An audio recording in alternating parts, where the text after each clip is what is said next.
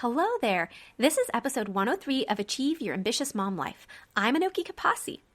After becoming a mom, have you ever forgotten what it's like to focus your day on what you deeply treasure and want to do rather than what you have to do? Or have you found yourself Googling, how to find myself again? If so, welcome to the club. You're probably a high-achieving mom who feels unbalanced and is pulled in different directions as a mom, a partner, a professional, and as yourself.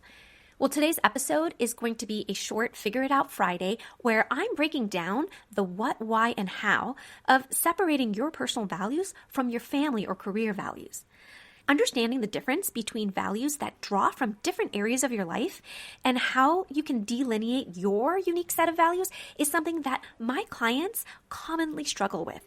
But it's really important to figure this out because here's the thing. When you can see where these values overlap, where they clash, and which parts of yourself to prioritize, then you actually move from feeling disconnected and unbalanced to having ownership in everything you do. So defining your core values is a foundational step in life planning and in turn to creating real balance in your very full life. Are you looking for a way to blend success and motherhood without losing sight of who you are? I get it. I've been there too. Hi, I'm Anoki, a PhD researcher, business owner, and homeschooling mom of 2 boys. As your life coach, I help moms like you create a life you love at home and at work. If you're ready to stop feeling overwhelmed, overscheduled, and overlooked, and want a clear roadmap to a balanced life, a meaningful career, and finally feeling like yourself again while being the awesome mama that you are, you're in the right place. In this journey to create the life you truly desire, it's time to rediscover your dreams and achieve your ambitious mom life. Before we get started, I want to remind you that I would love to hear from you. This podcast is all about figuring things out together. So if you have a burning question about balancing your ambitions and motherhood, well, I'm here to help with Figure It Out Fridays, our mini episodes where I answer your questions. Send me your questions through the links in the show notes, leave me a voice memo on our contact page, or email me directly at hello@solveformom.com. I promise to bring my experience, support, and evidence-based answers to help you navigate your ambitious mom life. When my clients, who are all moms in science, tech, or graduate level research, first start their life planning journey with me, they often ask me whether their personal values should be the same as their family values or their career values. And I can totally understand why they are confused about this or why they'd ask this.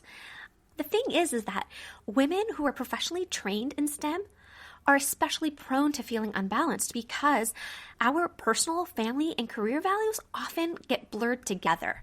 So before I answer that question, I want to take a step back and actually define what a value is because there's actually lots of different dimensions to them. So your core values are your fundamental beliefs and basically guiding principles that shape who you are, how you're going to act, and even what you consider is important. Your values are a core part of your identity. Now, values can be anchoring principles by which you live, in that they guide and direct your choices, relationships, goals, and things like that. So, for example, one of your core values could be health. That is something that's going to anchor so much of how you live and the things that you decide to do or not do. Values can also serve as an internal compass where they set the tone of what your morals, ethics, and priorities are. So, for example, your core value could be honesty, and you can see how that has a bit of a moral bent to it.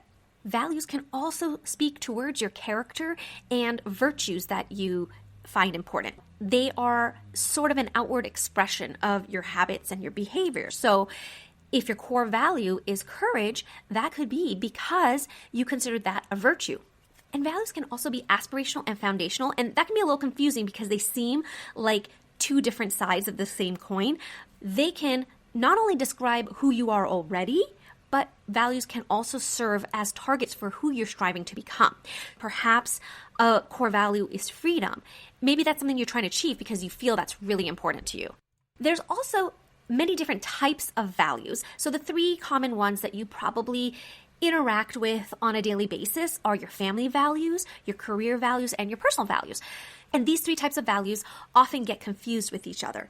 So your family values are often how we want our family to function. A family value could be connection, where as a family you strive to find and prioritize quality time together. Your career values are basically the impact that you want to create through your work. And these values are often shared by different members of your organization. And career values probably play a prominent role in your life because it's probably one of the reasons that you even went into science to begin with. You want to make a difference through your work. And so for many of us scientists, that is by improving the health and well-being of others or of our planet through medicine and technology and research. So for example, one of your career values might be leadership, which is basically to guide others through your knowledge, through your work, or even your company setting a good example for the greater society. So now your personal values, these come from within you. These are who you are, what's important to you, and what you would like to embody.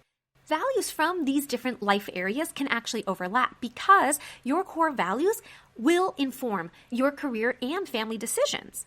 It's very unlikely for the reverse to be the case, however. So you can imagine, for example, how professional development and personal development might actually be redundant. Here's an example. You might have a personal drive to improve your focus. So that's sort of a personal growth endeavor that you're taking on. But in doing so, it may allow you to also take on a more active role on work projects, therefore furthering your personal development.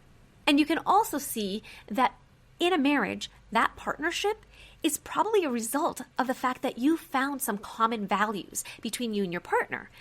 Whether you realize it or not, when you start dating, one of the things you're actually learning is whether you both share any of the same values. And knowing this is probably one of the factors that led you to get married in the first place. And of course, as a parent, you have a say in setting the tone in the family and being able to lead by example. So as a consequence, your kids will most likely share the same values as you do. So as a family, there is probably a lot of overlap between your personal values, your family values, and your marriage values. But therein lies the problem. Because of this overlap, it's really hard to distinguish our personal values from other areas of our life. And when these lines between these different areas of our lives are blurred, then it kind of mutes our own identities sometimes, right? So women tell me all the time, well, I've been a mom for so long now, I kind of forgot what my hobbies are for myself. And there's actually a couple of reasons why it's common for these lines to get blurred in our lives. First, it's in what we do. We do so many things. The way we show up and our caretaking and all of the traditional parenting and scheduling and driving and cooking and shuttling and pet care, all of that stuff, our family values that are put in action can actually crowd out your personal values like rest or your hobbies or mental health or whatever your priorities might be. And these lines can also be blurred often because of the things we do together as a family and who we spend our time with. Togetherness and shared time is great, of course, but again, it can make it difficult for us to draw out our own values. You are probably eating meals together almost every day. You walk your dogs together, you go to sports games together as a family, and you do lots of things to entertain yourselves together. But that near absence of having time to yourself means that your personal values sometimes might be overpowered by the values in your other relationships. And the third reason that all of these values kind of get muddled up together is that work is a really big part of your life. And one of the things you value the most is making a difference and helping people and doing that through your work, creating impact, contributing to society, leading a meaningful life. But it's crucial to understand that personal values are super important for being able to build a strong, reliable life plan. So again, I want to take another small step back just in case you're really new to life planning and don't know what that is. A life plan is a personalized roadmap that aligns your values, your vision, your goals, and that can guide your decisions about how you're going to spend your time, energy, and resources and relationships. It's going to start with a really big picture view about your long-term vision, and then through this plan, you can work backwards and create actionable steps that are going to lead you towards the life that you want. Your life plan is going to serve as a GPS, which will help reorient you every time you have a major life transition or when you have to make big decisions. And in doing so, you're always going to keep focused on the things that matter to you the most. Now, without a clear life plan and being able to articulate your values, we moms are going to stay in reactive mode instead of being in the driver's seat of our own lives. When your time doesn't reflect your personal values, you're going to feel really unbalanced, and the life that you're living isn't going to reflect who you are. And so you're going to be disconnected from yourself. That's why your personal values inform everything else in your life. Which company you're going to work for, who your partner's going to be, and how you're going to all spend time together as a family. So your career and family values may appear in your life plan. They might be represented if they overlap with your personal values.